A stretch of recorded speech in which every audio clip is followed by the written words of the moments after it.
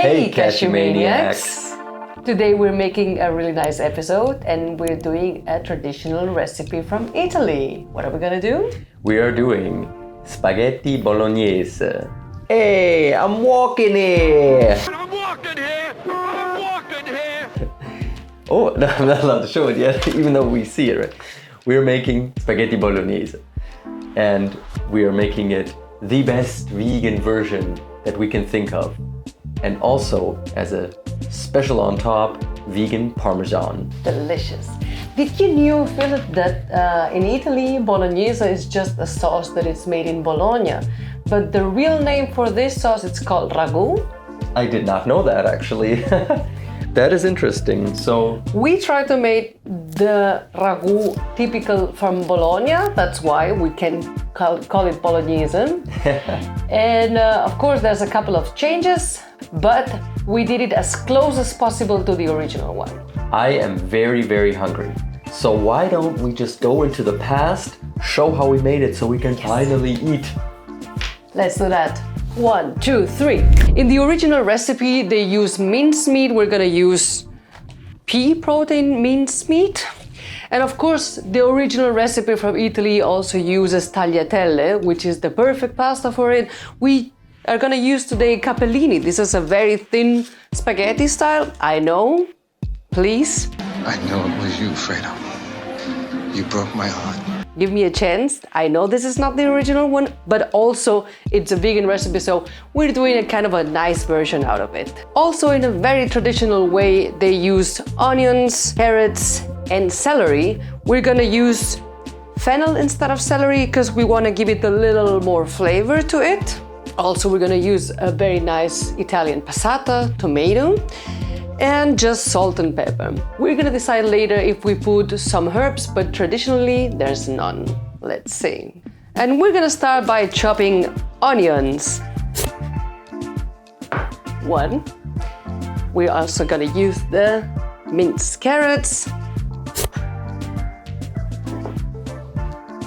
And now the fennel. And we also have a secret ingredient.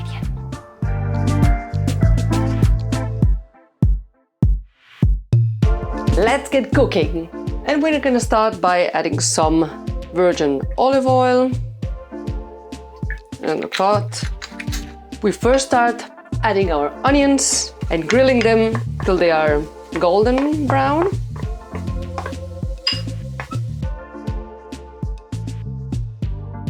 Once the onion gets a little brown and a little crunchy like now, we can add our veggies, which is carrots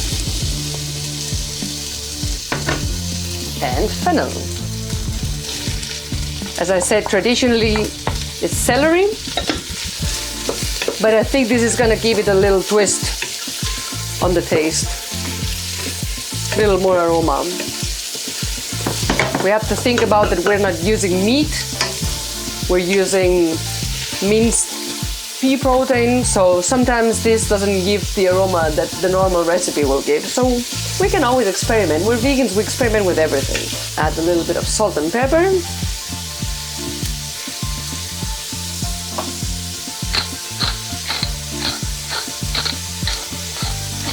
And we will let them cook about 5 minutes. Now that the veggies are cooked, they are a little bit caramelized and everything, we are gonna use our secret ingredient. Are you guessing what already? It's cava, of course. We don't use red wine today. We had this cava open in the fridge. Normally you can also use white wine. Why not cava? I'm from Catalonia. I can do whatever I want. This is our Bolognese twist Catalan cava one.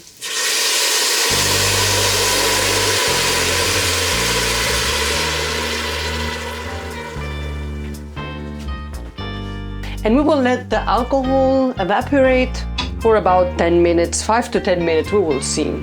Now that the whole cava is evaporated, you can always check if the vegetables are sticking on the bottom. It means the water is gone, the alcohol has been reduced, and now it's time to add our mincemeat out of peas. You can try with different mincemeat. We have today this meatless farm. It's also very nice. Like we did another recipe before with this. And you just break it.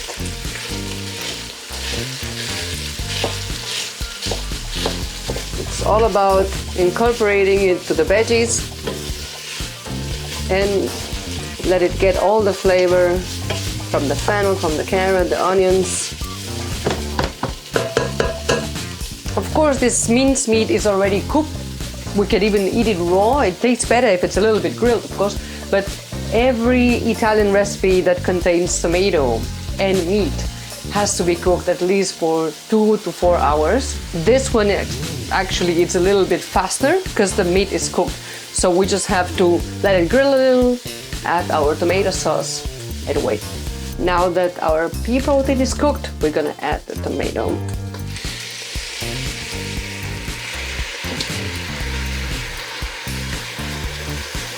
And we don't use broth, but we will clean the bottle with water. So to add a little more liquid inside and to use all this nice tomato flavor. We will add at this point a little more salt and reduce the fire to the half. But what will it be? A bolognese without a Parmesan cheese? I mean, we can do it vegan, and we can do it now. And these are the ingredients. 1 bowl of cashew, couple of teaspoons of garlic powder, couple of teaspoons of dried rosemary, some salt, and some yeast flakes. This is gonna give it a really nice cheesy taste.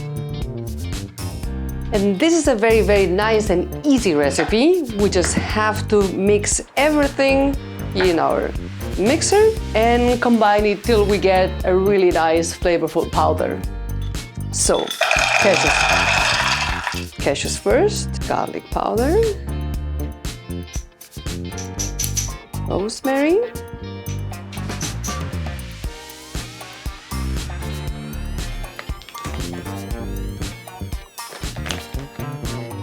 the yeast flakes, and a couple of big pinches of salt. That's the moment we're gonna smash it all together.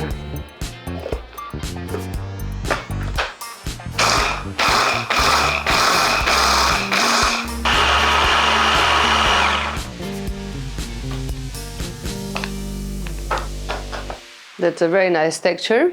Now we just have to see if the taste is exactly what we're looking for. Perfect. I'm gonna put this in a container and you can save it up to 1 month. It's perfect. You just keep it on the fridge and use it every time for your delicious pasta.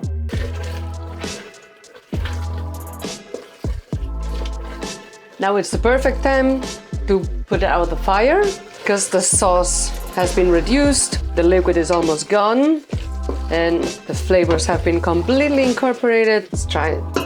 It's time to boil the pasta.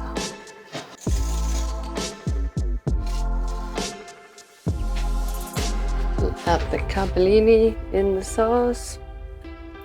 All of it? Yeah, all of it. Now let's see.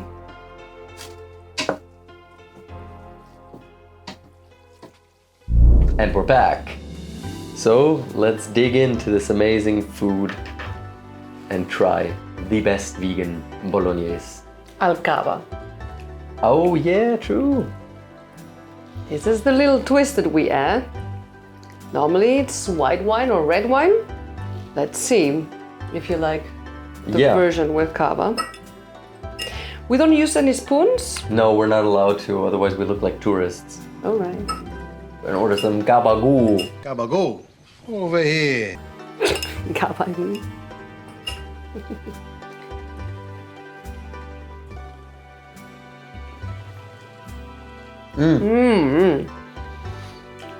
Oh, yeah. Wow. Super tasty. I can taste the cava inside. And it tastes very good. Right? It's very good. Who would have known you can cook with fraisinette?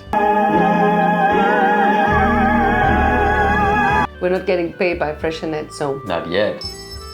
yeah, the cava gives it a little kick, no? Yeah. I think red wine will have been also very nice and flavorful, but I think cava is a very good alternative if you have a bottle open in the fridge, Right. which can happen. Do you miss any herbs, spices? No, funnily, I do not. I thought in the beginning when we made it that we should put some parsley or oregano or basil or anything inside, but it tastes just great. You don't need it. Parmesan is fantastic also. Right.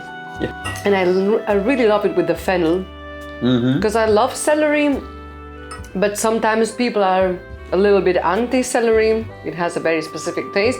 I think fennel is much more aromatic, kind of a minty, kind of a minty taste. Very, very good. We would like to dedicate this video to our band drummer, the Cashewme band, Simone. Let us know if you like the recipe, if you try it at home. Thank you so much for watching. We really enjoy making all these different recipes. If you ever have a tip or you want us to recreate something or experiment with some food, just drop us a comment and we'll get right on it. Please remember to like and subscribe to our channel. We love doing these videos and we sure as hell want to make some more. Thank you for watching. See you on the next Cashewme episode. Bye. Bye. I'm walking it. The Gabagoo. The Gabagoo. E questo. E questo. Anche questa.